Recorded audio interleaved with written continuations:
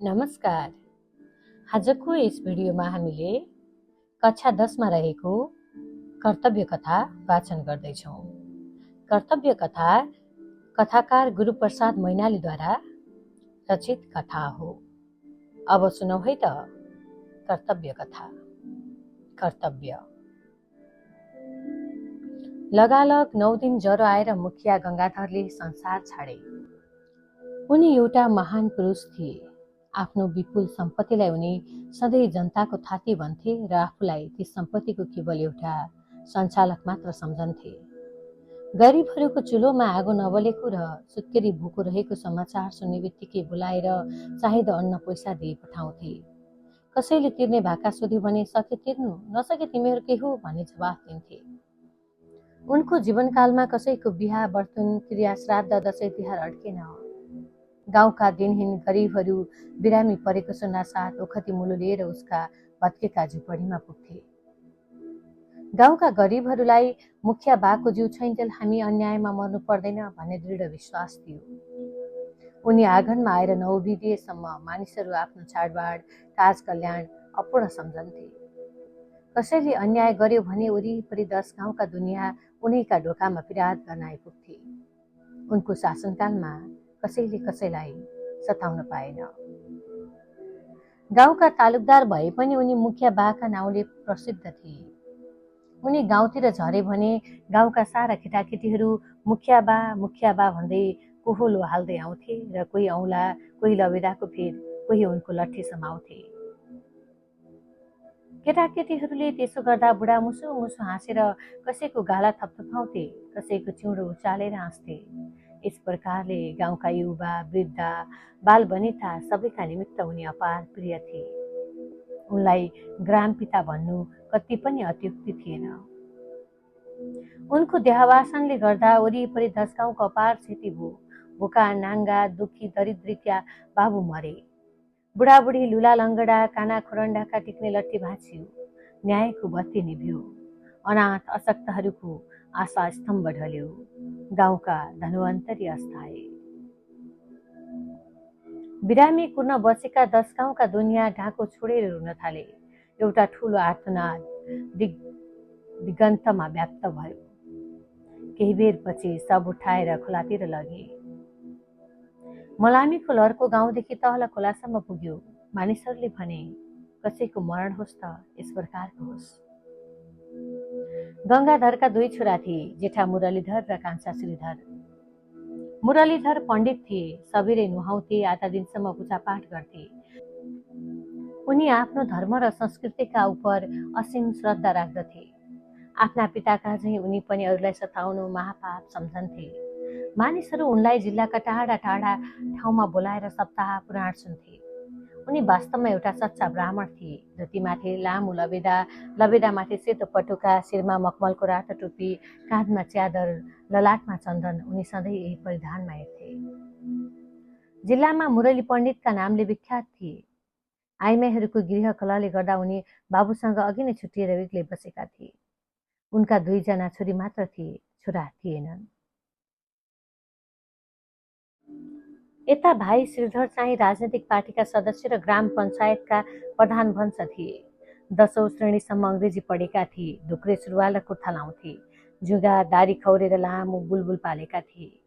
कहिलेकाहीँ बुलबुलको अग्रभाग निधारतिर झर्यो भने टाउको झड्काएर पछाडितिर सार्थे। आधा अङ्ग्रेजी, चौथाइ संस्कृत, चौथाइ नेपाली मिसाएर कुरा गर्थे। त्यसो हुनाले उनले गरेका कुरा अशिक्षित ग्रामीण जनताहरू चौथाइ मात्र बुझ्दथे। पूजापाठ गर्नु, टीका चन्दन लगाउनु दासत्वको चिन्ह हो भन्थे। वीरगञ्जको अधिवेशनमा जाँदा गोरखपुरमा किरणहरको होटलभित्र पसेर के खाए भने उनका साथीहरू भन्थे। उनी आफूलाई जिल्लाभरिको प्रमुख प्रगतिवादी सम्झन्थे। हातमा चन्दा बुक लिएर चन्दा माग्दै हिँड्थे। त्रासले भनौँ कि आशाले भनौँ, जिल्लाका साना ठुला सबै मानिसहरूमा उनको निकै धाक थियो। जिल्ला गाउँका मानिसहरू उनबाट अर्थोक भन्दा धनीहरूको अधिया बाली कब्जा गर्ने र साउ बिर्तावालहरूको लहना झरा खेताला हडक्ने काममा विशेष सहायता पाउँथे। जिल्लामा उनी शर्माजीका नाउँले प्रख्यात थिए। छोराहरू भिन्न हुँदा पिपले भन्ने 100 मुरी खेत बुढाले आफ्नो जिउनी राखेका थिए। पुरानो पानी लाग्ने, खोला पहिराको डर नभएको, मानामुरी फल्ने डोल परेको साह्रै असल खेत थियो। क्रिया सिद्धिएका केही दिनपछि बाबुको जिउनी खेतको विषयमा मुरलीधर र श्रीधरका बीच विवाद उठ्यो। बाबुसँग बसेकाले ऐन सवालले एकलौटी हुने भन्ने श्रीधरको र मर्ने बेलामा मेरा दुवै छोरा बराबर हुन्, आधा आधा बाँडेर खानु भने बाले भनेर जानुभएकाले आधामा मेरो पनि हक लाग्ने भन्ने मुरलीधरको भनाइ थियो। 45 दिनको काम सिद्धिएका भोलिपल्ट जिउनी खेतको निर्णयका निमित्त मुरलीधरले गाउँका मानिसहरूलाई बोलाए। जुन आँगनमा 10 गाउँका दुनियाँको होची अर्घेली न्याय अन्यायको निरूपण हुन्थ्यो, आज त्यही आँगनमा उनी न्यायाधीशका 2 सन्तानको निसाब गर्न गाउँका मानिसहरू भेला भए। मानिसहरूको 2 मत भयो। उमेर पुगेका बुढापाकाले मुरलीधरको पक्ष लिए। श्रीधरका प्रभावमा परेका नयाँ ठिटाहरूले चाहिँ श्रीधरको। सम्पत्तिका धनी बाबुले नै दुवै छोराले आधा आधा खानु भनेर गएपछि त्यस महान आत्माको अन्तिम आज्ञा श्रीधरले मान्नै पर्छ भन्ने निर्णय बुढापाकाले गरे। आधा आधा खानु भन्ने लिखत पण्डित बाजेले देखाउन नसकेपछि बाबु जुन छोरासँग बचेका हुन् ऐन कानुनले जिउनी उसै छोराको एकलौटी हुन्छ भन्ने फैसला ठिटाहरूले गरे। बुढापाकाले धर्मको न्याय गरे, ठिटाहरूले ऐनको। बोध सम्झेर गाउँका सारा कुकुरहरू पनि त्यही जम्मा भएका थिए। परस्पर ठुलो विवाद भयो। हल्लडबाज नयाँ ठिटाहरूका अगाडि बुढापाकाहरूको केही जोर चलेन। आखिर न्यायको केही टुङ्गो नलागी सभा विसर्जित भयो। भेला भएका ठिटाहरू बुढापाकाहरूलाई छेड हानेर हाँस्दै घरतिर गए। बुढापाकाहरू पनि लाखा पाखा लागे। ग्राम सभा विसर्जित भएका अलि दिनपछि बाबुका अन्तिम आज्ञाको आधार लिएर मुरलीधरले अदालतमा नालिस दिए। धुमधामसँग मुद्दा चल्यो। गाउँका बुढापाका तरुण तन्नेरी साराले बकपत्र गर्नु पर्यो। साँच्ची भन्दा पनि गाउँ 2 भागमा विभक्त भयो। मर्ने बेलामा दुवै छोराले आधा आधा बाँडेर खानु भनी बुढाले भनेको हामीले प्रत्यक्ष देखे सुनेका हौं भनी बुढापाकाले बकपत्र गरे। ठिटाहरूले चाहिँ होइन भने। होइन भन्नेकै संख्या बढ्ता भयो। जनक्रान्तिदेखि यता श्रीधरले अड्डाखानामा पनि आफ्नो रोबर रबाब प्रशस्त जमाइराखेका थिए। भने जस्तो भएन भने बजारमा ढ्वाङ फुकेर पर्चा बाँड्दै हिँड्थे। त्यसो हुनाले अदालतका डिठा विचारीहरू श्रीधरसँग अलि झस्कन्थे। उसमाथि अदालतमा मामिलाको निरूपण हुँदा बकितमलाई भन्दा लिखितमलाई बढ्ता महत्त्व दिने रीति छ। हरेक विवादमा ऐन कानुनकै आधार लिइन्छ। कानुन श्रीधरका पक्षमा थियो। अन्त्यमा डिठा विचारीले कानुनको आज्ञा पालन गरे। जिउनी श्रीधरले पाए। मुरलीधरको हार भयो। यता केही महिनादेखि श्रीधर बिरामी छन्। उनलाई त पनि ज्वरो आइरहन्छ, खुकी लाग्छ, छाती दुख्छ भन्छन्। बेथा आहार बिहारको दोषबाट भएको भन्थे। शरीर सुकेर हाडछला मात्र बाँकी थियो। यस्तै बेलामा कुटुम्बले छोरा शशिधरलाई छोडिदिन आए। कुटुम्ब धनी मानी थिए। जिल्लामा उनको ठूलो ख्याति थियो। मधेसतिर 3-4 मौजा जिम्मेदारी छ भन्थे। सन्तानमा केवल यिनी एउटी छोरी मात्र हुन् भन्ने सुनिन्थ्यो। शशिधर भर्खर 15 लागेको थियो। आदर्श विद्यालयको 10औं कक्षामा पढ्थ्यो। ठिटो राम्रो र बहुतै मेधावी थियो।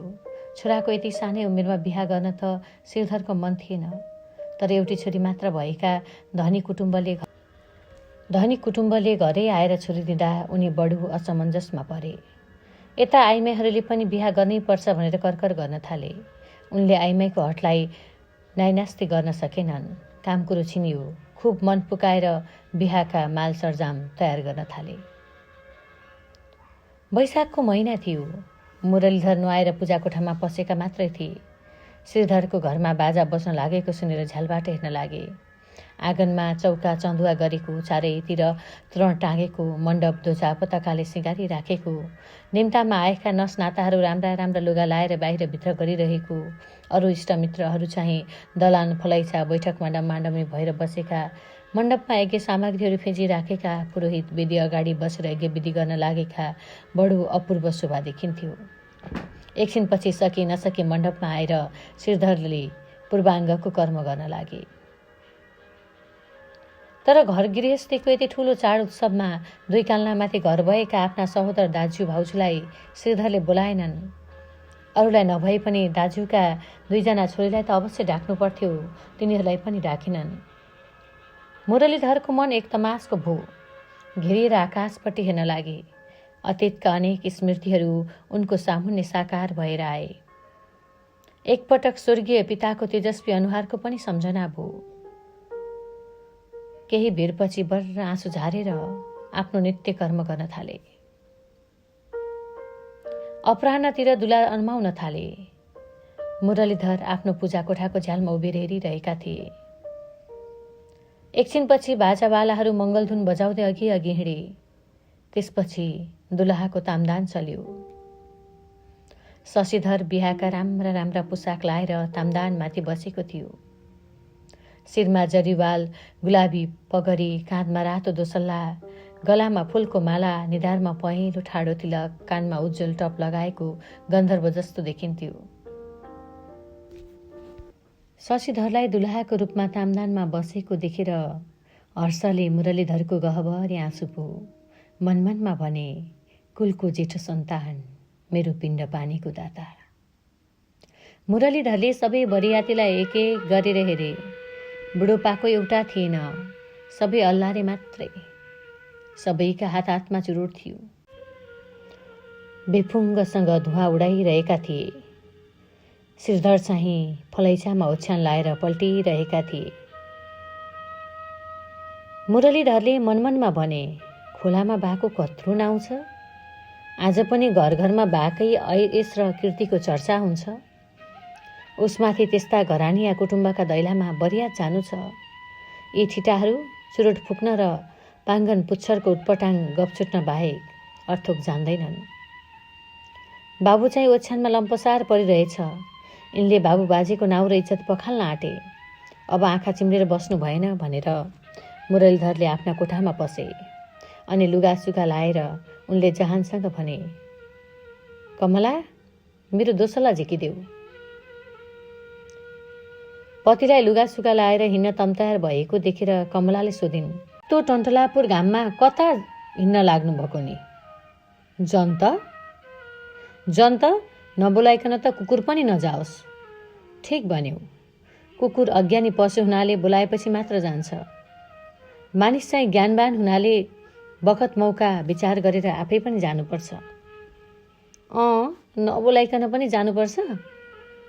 दाज्यूलाई बाबुले मर्ने बेलामा दिएको खेत पनि खोसेर खाने त्यस्ता असत्तिको खाउन्। आखिरमा त मेरो खाने पनि यिनै हुन्। मरेपछि खानु पर्थ्यो, जिउँदैमा खाए। त्यसको पाप धर्म उनैलाई छ। भो, म त मारे पनि जान दिन्न।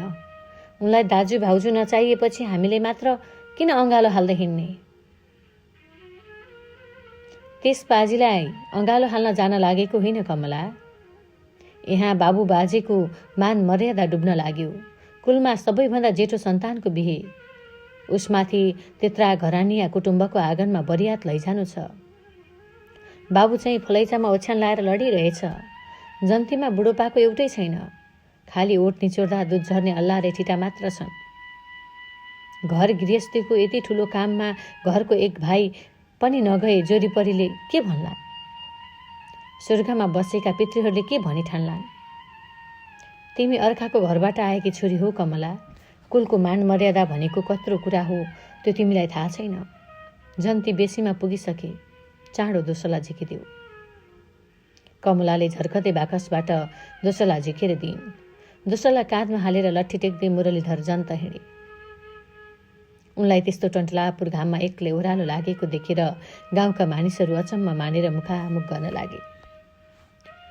बरियात खोलापारी पुगिसकेको थियो। मुरलीधर पनि पछि पछि गए। झमक्क साँझ परेपछि दुलहीका घरमा पुगेर सुटुक्क फलैचामा बसे। मुरलीधर पुग्दा दुलहीका बाबु बरणी गर्न लागेका रहेछन्। मानिसको घुइँचोमा उनलाई कसैले चिनेनन्। बरणी सिद्धिएको केही बेरपछि यज्ञ मण्डपको कार्य आरम्भ भयो। पुरोहित वेदीमा रेखी हाल्न थाले। भित्रबाट यज्ञ सामग्रीहरू आउन लागे। यज्ञ सम्पन्न भएपछि दुलहा दुलहीलाई बस्न पुग्ने गरी आसन ओछ्याएर दुलहालाई राखे। एकछिनपछि छोरी बोकेर घरभित्रबाट दुलहीका बाबु निस्केर छोरीलाई दुलहाका बायाँतर्फ बसाए। दुलही बसेपछि लाज माने जस्तो गरेर शशिधर अलि पर सर्यो। शशिधरले लाज मानेको देखेर मुरलीधर फलैचामा मुसु मुसु हाँस्न लागे। दुलहा दुलही यज्ञमा बसेपछि दुलहीका बाबुले यताउता हेरेर भने, खै सम्धी पाल्नु भएको छैन? अब मण्डपमा आएर बसिदिनु भए हुन्थ्यो। दुलहीका पिताले बोलाएको सुनेर फलैचाबाट मुरलीधरले भने, ज्यू म यही छु, आउन लागे। मुरलीधर उठेर मण्डपमा गए।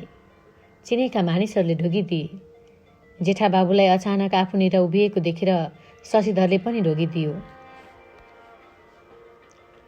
मुरलीधरले छोरालाई नानी चिरञ्जीवी भए भनेर आशिष दिए र उसका पछाडिपट्टि बसी उसलाई आफ्नो काखनेर ताने।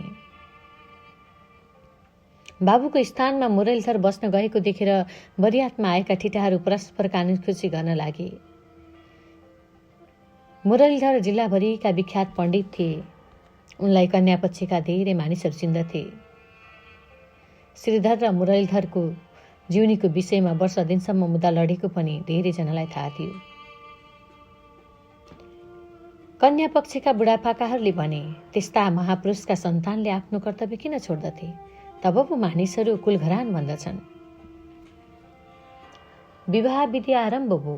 पुरोहितले ऋचा मन्त्रहरू उच्चारण गर्दा अशुद्ध भएका ठाउँमा मुरलीधर सच्याइदिन्थे। शशिधर चाहिँ जेठा बाबुका छातीमा आडेस लागेर आनन्दसँग बसेको थियो। मुरलीधर बखत बखतमा गर्नुपर्ने कर्महरू छोरालाई सिकाइदिन्थे। एवं प्रकारले विवाह विधि समाप्त भयो। भोलिपल्ट दिउँसो दुलही अन्माइदिए। मुरलीधरले निहुरेर बुहारीको मुख हेरे। बुहारी महालक्ष्मी जस्तै रहेछन्। छोरा बुहारीको रूप देखेर मुरलीधर गदगद भए। अनि दुलही दुलहाको डोली अगाडि ल्याएर मुरलीधर घरतिर फर्के। साँझ पर्ने बेलामा बरियात गाउँनिर पुग्यो। पँधेरा माथिको चौथरामा रमिता हेर्ने मानिसको घुइँचो थियो। बरियात दोबाटोनिर पुगेपछि लौ घर लगेर भित्राऊ भनेर मुरलीधर आफ्ना घरतिर गए। दुलही भित्राएपछि दाजु बिहेमा गएको सबै कर्मविधिहरू आफ्नो कुल परम्परा अनुसार राम्रो प्रकारसँग सम्पन्न भएको खबर श्रीधरले सुनेर गहभरि आँसु पारेर ठिटाहरूसँग सोधे, दाजुलाई खानपिन त राम्ररी गरायो के? आज एकादशी भनेर पण्डित बाजुले केही खानु भएन, बोक्कै आउनुभयो। बिहे सिद्धिएको 1 महिना पछिको कुरो हो। एक दिन बिहान मुरलीधर आफ्नो नित्यकर्म सिद्धाएर फलैचामा बसेर भागवत हेर्न लागेका थिए। त्यस्तैमा शशिधरले बिस्तार बिस्तार आएर मुरलीधरलाई ढोगिदियो र दलानको थाममा टाँसिएर भन्यो, ठुलाबा, जिउनीको पिप्ले खेतमा हजुरलाई जताबाट मनपर्छ नापेर आधा खेत कमाउनुहोस् अरे भाले भनेर पठाउनु भएको। शशिधरका कुरा सुनेर मुरलीधरले उसका मुखतिर हेरेर मुसु मुसु हाँस्दै भने, जिउनीको आधा खेत मैले कमाए, तिमीहरू के खान्छौ नि बा? शशिधर केही उत्तर नदिएर छिटो छिटो आफ्ना घरतिर गयो। कमला चाहिँ दैलाको आडमा उभिएर बाबु छोराको कुरा सुनिरहेकी थिइन्। शशिधरले खेत कमाउने कुरो सुनाएर गएको 14-15 दिनपछि एक दिन मुरलीधर फलैचामा बसेर नसुङ्दै विद्यार्थीहरूलाई रघुवंशको पाठ घोकाउँदै गर्न लागेका थिए। त्यस्तैमा श्रीधरकी सानी छोरी रमाले आएर रुन्चे मुख लाएर भने, ठुल्बा, बालाई व्यथाले च्याप्यो, हजुरलाई बोलाउन पठाउनु भएको। छोरीको कुरा सुन्ने बित्तिकै पढाउन छाडेर रमाको हात समाउँदै मुरलीधर भाइका घरतिर गए। श्रीधर खाटमा कोल्टो परेर सुतिरहेका रहेछन्। दाजुलाई देखेर बडो कष्टसँग उठेर गहभरि आँसु पारेर ढोगिदिए। भाइका आँखामा आँसु छचल्किरहेको देखेर मुरलीधरको पनि गहभरि आँसु भयो। 4 वर्षपछि यी दुई दाजुभाइको पुनर्मिलन साह्रै दुःख लाग्दो देखियो। मुरलीधरको गहभरि आँसु भएको देखेर उनको गोडा समाउँदै श्रीधरले रुन्चे स्वरले भने, दाजु, अस्तिदेखि दम बढ्न थाल्यो।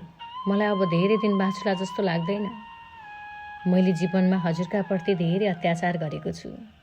यस अज्ञानीको सबै अपराध क्षमा गरेर यी नाबालक छोराछोरीको शरण लिइदिनुहोला। भाइका कुरा सुनेर मुरलीधरले बर्र आँसु छारे। मुरलीधर रोएको देखेर श्रीधरका जहान छोराछोरी पनि रुन लागे।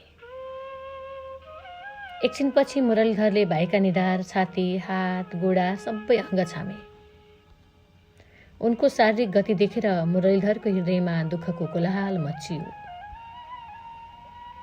केही बेरपछि छातीमा भक्कानो पारेर आँसु झार्दै भने, बिसेक हुन्छ बा, हरेस नखाऊ। बाले आफ्नो जीवनमा अनन्य पुण्य गर्नुभएको छ। उहाँको त्यस महान तपस्याका प्रभावले हाम्रो अनिष्ट कदापि हुने छैन। बरु अब यहाँका वैद्यको भर गरेर बस्न भएन।